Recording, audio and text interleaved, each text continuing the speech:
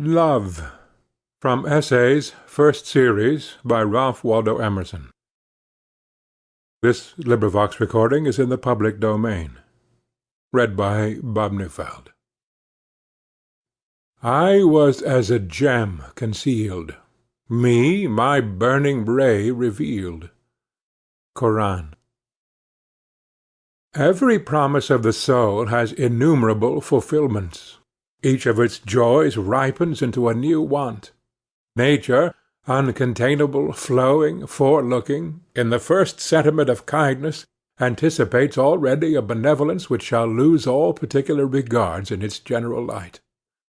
The introduction to this felicity is in a private and tender relation of one to one, which is the enchantment of human life, which, like a certain divine rage and enthusiasm, seizes on man at one period and works a revolution in his mind and body, unites him to his race, pledges him to the domestic and civic relations, carries him with new sympathy into nature, enhances the power of the senses, opens the imagination, adds to his character heroic and sacred attributes, establishes marriage, and gives permanence to human society. The natural association of the sentiment of love with the heyday of the blood seems to require that in order to portray it in vivid tints, which every youth and maid should confess to be true to their throbbing experience, one must not be too old. The delicious fancies of youth reject the least savour of the mature philosophy, as chilling with age and pedantry their purple bloom. And therefore I know I incur the imputation of unnecessary hardness and stoicism from those who compose the court and parliament of love. But from these formidable censors I shall appeal to my seniors, for it is to be considered that this passion of which we speak, though it begin with the young, yet forsakes not the old, or rather suffers no one who is truly its servant to grow old, but makes the aged participators of it not less than the tender maiden, though in a different and nobler sort. For it is a fire that, kindling its first embers in the narrow nook of a private bosom, caught from a wandering spark out of another private heart, glows and enlarges until it warms and beams upon multitudes of men and women, upon the universal heart of all, and so lights up the whole world and all nature with its generous flames. It matters not, therefore, whether we attempt to describe the passion at 20, at 30, or at 80 years. He who paints it at the first period will lose some of its later, he who paints it at the last some of its earlier traits. Only it is to be hoped that by patience and the Muses' aid we may attain to that inward view of the law which shall describe a truth ever young and beautiful, so central that it shall commend itself to the eye, at whatever angle beholden. And the first condition is, that we must leave a too close and lingering adherence to facts, and study the sentiment as it appeared in hope and not in history. For each man sees his own life defaced and disfigured, as the life of man is not to his imagination. Every man sees over his own experience a certain stain of error, whilst that of other men looks fair and ideal. Let any man go back to those delicious relations which make the beauty of his life, which have given him sincerest instruction and nourishment, he will shrink and moan. Alas, I know not why, but infinite compunctions embitter in mature life the remembrances of budding joy, and cover every beloved name. Everything is beautiful seen from the point of the intellect or as truth, but all is sour if seen as experience. Details are melancholy, the plan is seemly and noble. In the actual world, the painful kingdom of time and place, dwell care and canker and fear. With thought, with the ideal, is immortal hilarity, the rose of joy. Round it all the Muses sing. But grief cleaves to names and persons and the partial interests of to-day and yesterday. The strong bent of nature is seen in the proportion which this topic of personal relations usurps in the conversation of society. What do we wish to know of any worthy person so much as how he has sped in the history of this sentiment? What books in the circulating libraries circulate? How we glow over these novels of passion, when the story is told with any spark of truth and nature! And what fastens attention in the intercourse of life, like any passage betraying affection between two parties? Perhaps we never saw them before, and never shall meet them again, but we see them exchange a glance or betray a deep emotion, and we are no longer strangers. We understand them, and take the warmest interest in the development of the romance. All mankind love a lover. The earliest demonstrations of complacency and kindness are nature's most winning pictures. It is the dawn of civility and grace in the coarse and rustic. The rude village boy teases the girls about the schoolhouse door, but to-day he comes running into the entry and meets one fair child disposing her satchel. He holds her books to help her, and instantly it seems to him as if she removed herself from him infinitely and was a sacred precinct. Among the throng of girls he runs rudely enough, but only one distances him. And these two little neighbors, that were so close just now, have learned to respect each other's personality. Or who can avert his eyes from the engaging, half-artful, half-artless ways of schoolgirls who go into the country shops to buy a skein of silk or a sheet of paper, and talk half an hour about nothing with the broad-faced, good-natured shop-boy? In the village they are on a perfect equality, which love delights in, and without any coquetry the happy, affectionate nature of woman flows out in this pretty gossip.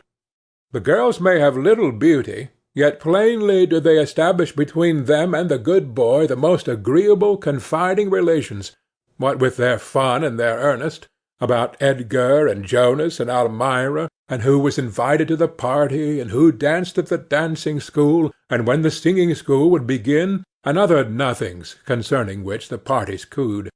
By and by that boy wants a wife, and very truly and heartily will he know where to find a sincere and sweet mate, without any risk such as Milton deplores as incident to scholars and great men. I have been told that in some public discourses of mine my reverence for the intellect has made me unjustly cold to the personal relations. But now I almost shrink at the remembrance of such disparaging words. For persons are love's world, and the coldest philosopher cannot recount the debt of the young soul wandering here in nature to the power of love, without being tempted to unsay, as treasonable to nature, aught derogatory to the social instincts. For though the celestial rapture falling out of heaven seizes only upon those of tender age, and although a beauty overpowering all analysis or comparison, and putting us quite beside ourselves, we can seldom see after 30 years, yet the remembrance of these visions outlasts all other remembrances, and is a wreath of flowers on the oldest brows. But here is a strange fact. It may seem to many men, in revising their experience, that they have no fairer page in their life's book than the delicious memory of some passages wherein affection contrived to give a witchcraft, surpassing the deep attraction to its own truth, to a parcel of accidental and trivial circumstances. In looking backward, they may find that several things which were not the charm have more reality to this groping memory than the charm itself which embalmed them.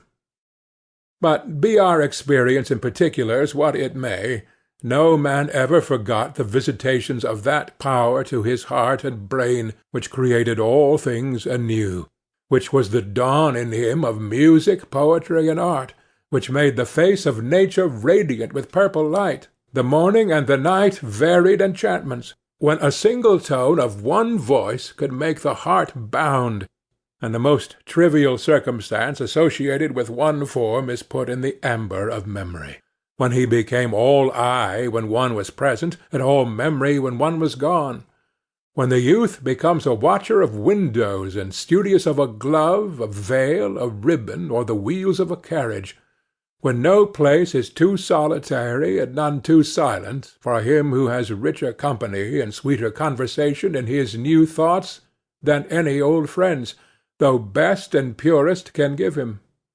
For the figures, the motions, the words of the beloved object are not like other images written in water, but, as Plutarch said, enamelled in fire, and make the study of midnight. Thou art not gone, being gone. Where'er thou art, thou leavest in him thy watchful eyes, in him thy loving heart.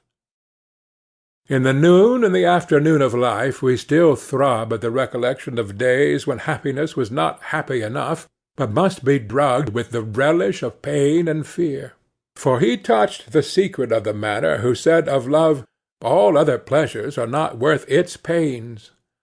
And when the day was not long enough, but the night too must be consumed in keen recollections, when the head boiled all night on the pillow with the generous deed it resolved on, when the moonlight was a pleasing fever, and the stars were letters, and the flowers ciphers, and the air was coined into song, when all business seemed an impertinence, and all the men and women running to and fro in the streets mere pictures.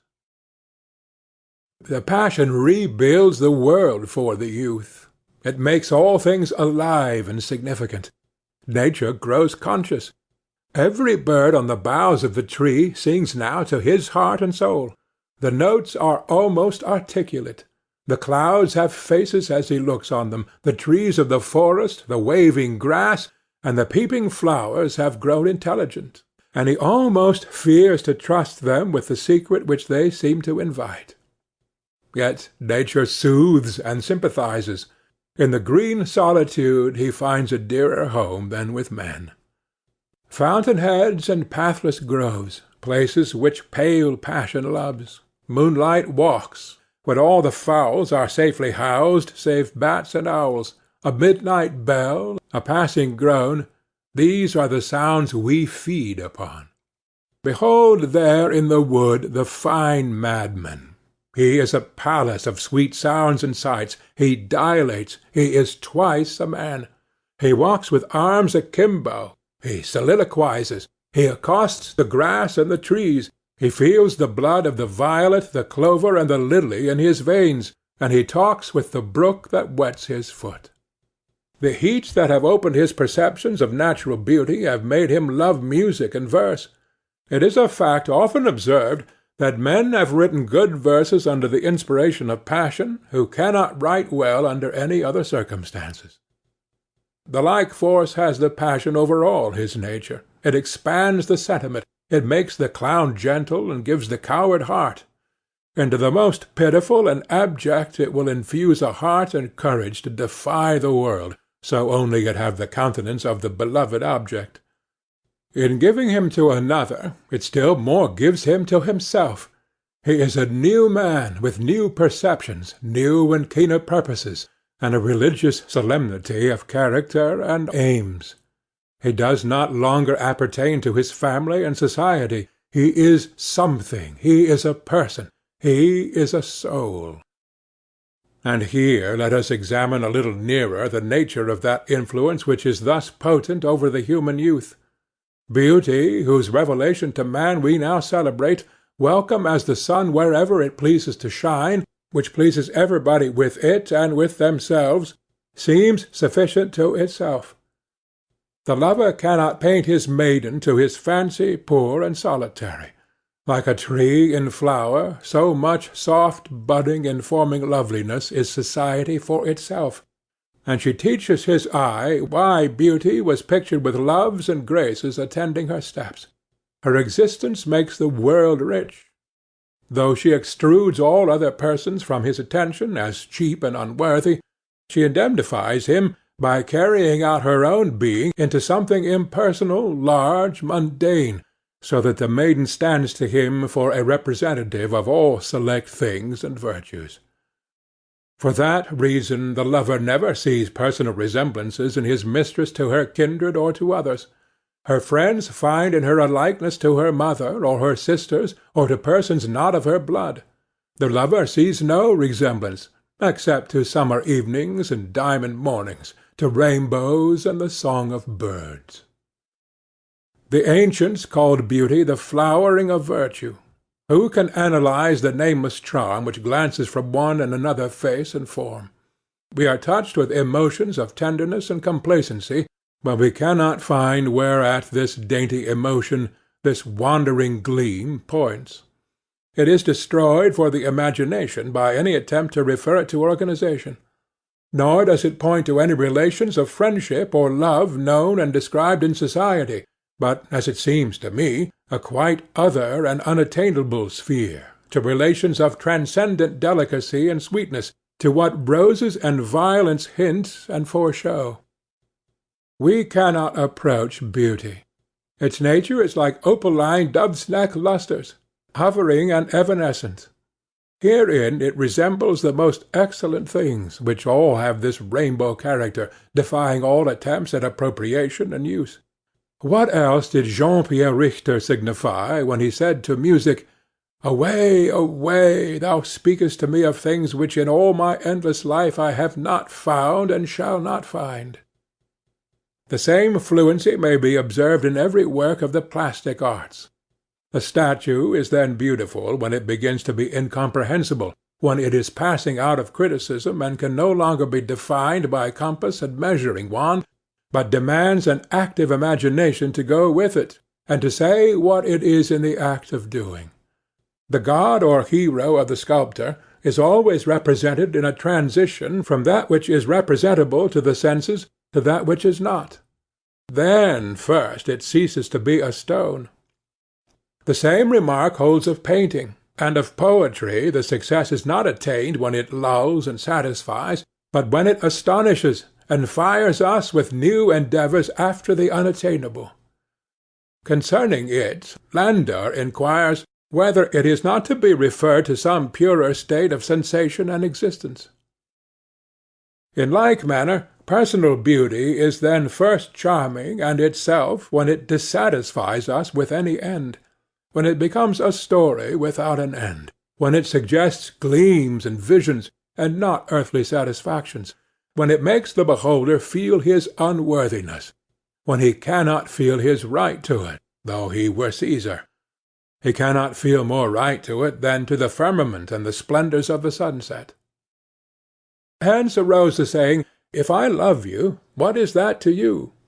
We say so, because we feel that what we love is not in your will, but above it. It is not you, but your radiance. It is that which you know not in yourself, and can never know.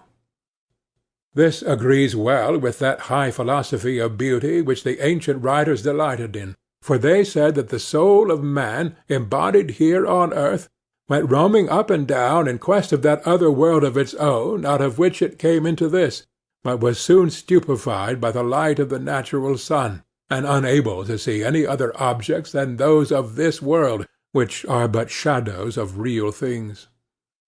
Therefore the Deity sends the glory of youth before the soul, that it may avail itself of beautiful bodies as aids to its recollection of the celestial good and fair, and the man beholding such a person in the female sex runs to her and finds the highest joy in contemplating the form, movement, and intelligence of this person, because it suggests to him the presence of that which indeed is within the beauty and the cause of the beauty. If, however, from too much conversing with material objects the soul was gross and misplaced its satisfaction in the body, it reaped nothing but sorrow, body being unable to fulfill the promise which beauty holds out. But if, accepting the hint of these visions and suggestions which beauty makes to his mind, the soul passes through the body, and fails to admire strokes of character, and the lovers contemplate one another in their discourse and their actions, then they pass to the true palace of beauty, more and more inflame their love of it, and by this love extinguishing the base affection, as the sun puts out the fire by shining on the hearth, they become pure and hallowed. By conversation with that which is in itself excellent, magnanimous, lowly, and just, the lover comes to a warmer love of these nobilities, and a quicker apprehension of them. Then he passes from loving them in one to loving them in all, and so is the one beautiful soul only the door through which he enters to the society of all true and pure souls. In the particular society of his mate he attains a clearer sight of any spot, any taint which her beauty has contracted from this world, and is able to point it out, and this with mutual joy that they are now able, without offence, to indicate blemishes and hindrances in each other, and to give to each all help and comfort in curing the same. And beholding in many souls the traits of the divine beauty, and separating in each soul that which is divine from the taint which it has contracted in the world, the lover ascends to the highest beauty, to the love and knowledge of the divinity, by steps on this ladder of created souls. Something like this have the truly wise told us of love in all ages. The doctrine is not old, nor is it new. If Plato, Plutarch, and Apuleius taught it, so have Petrarch, Angelo, and Milton. It awaits a truer unfolding in opposition and rebuke to that subterranean prudence which presides at marriages with words that take hold of the upper world, whilst one eye is prowling in the cellar, so that its gravest discourse has a savour of hams and powdering tubs. Worst, when this sensualism intrudes into the education of young women, and withers the hope and affection of human nature, by teaching that marriage signifies nothing but a housewife's thrift, and that woman's life has no other aim. But this dream of love, though beautiful, is only one scene in our play. In the procession of the soul from within outward, it enlarges its circles ever, like the pebble thrown into the pond, or the light proceeding from an orb. The rays of the soul alight first on things nearest, on every utensil and toy, on nurses and domestics, on the house and yard and passengers, on the circle of household acquaintance, on politics and geography and history. But things are ever grouping themselves according to higher and more interior laws. Neighborhood, size, numbers, habits, persons, lose by degrees their power over us. Cause and effect, real affinities, the longing for harmony between the soul and the circumstance, the progressive idealizing instinct, predominate later, and the step backward from the higher to the lower relations is impossible. Thus even love, which is the deification of persons, must become more impersonal every day. Of this at first it gives no hint. Little think the youth and maiden who are glancing at each other across crowded rooms with eyes so full of mutual intelligence of the precious fruit long hereafter to proceed from this new, quite external stimulus. The work of vegetation begins first in the irritability of the bark and leaf buds. From exchanging glances they advance to acts of courtesy, of gallantry, then to fiery passion, to flighting troth and marriage. Passion beholds its object as a perfect unit. The soul is wholly embodied, and the body is wholly ensouled. Her pure and elegant blood spoke in her cheeks, and so distinctly wrought that one might also say her body thought. Romeo, if dead, should be cut up into little stars to make the heavens fine. Life with this pair has no other aim, asks no more than Juliet, than Romeo. Night, day, studies, talents, kingdoms, religion, are all contained in this form full of soul, in this soul which is all form. The lovers delight in endearments, in avowals of love, in comparisons of their regards. When alone, they solace themselves with the remembered image of the other. Does that other see the same star, the same melting cloud, read the same book, feel the same emotion, that now delight me? They try and weigh their affection, and adding up costly advantages, friends, opportunities, properties, exult in discovering that willingly, joyfully, they would give all as ransom for the beautiful, the beloved head, not one hair of which shall be harmed. But the lot of humanity is on these children. Danger, sorrow, and pain arrive to them as to all. Love prays. It makes covenants with eternal power in behalf of this dear mate.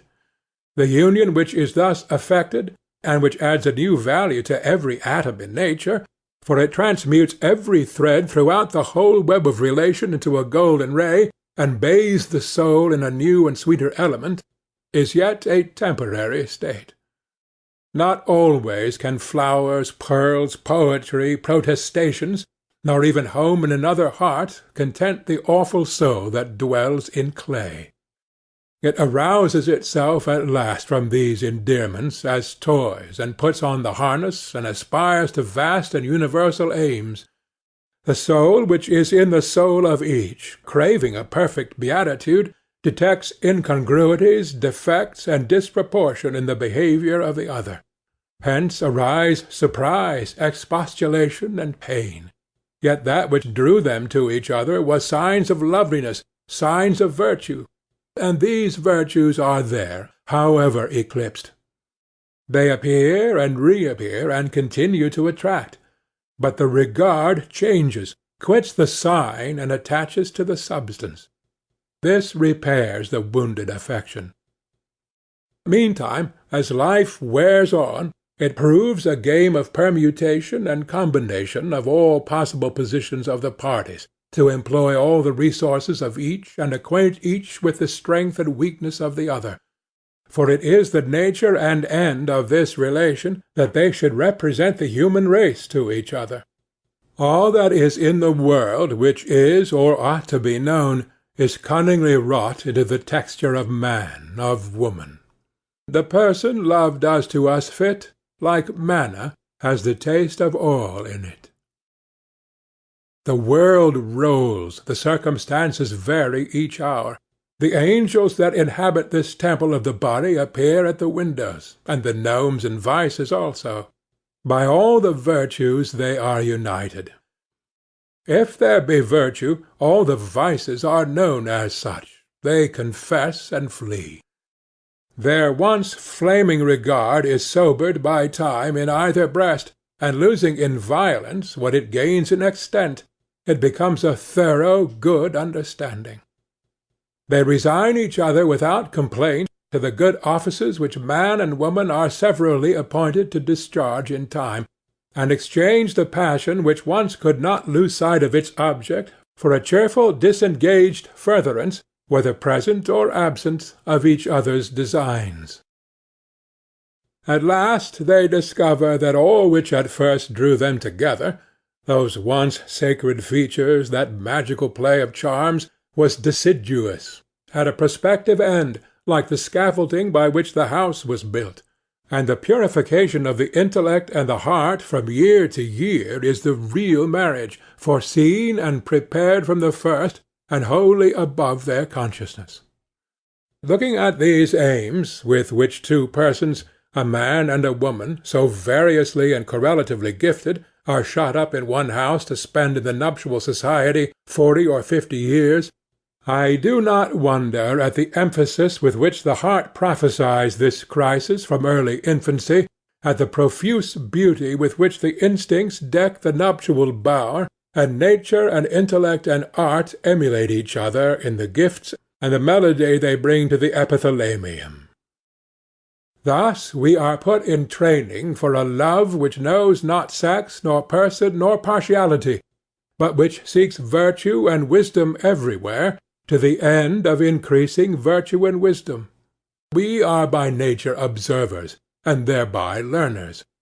That is our permanent state. But we are often made to feel that our affections are but tenths of a night. Though slowly and with pain the objects of the affections change, as the objects of thought do.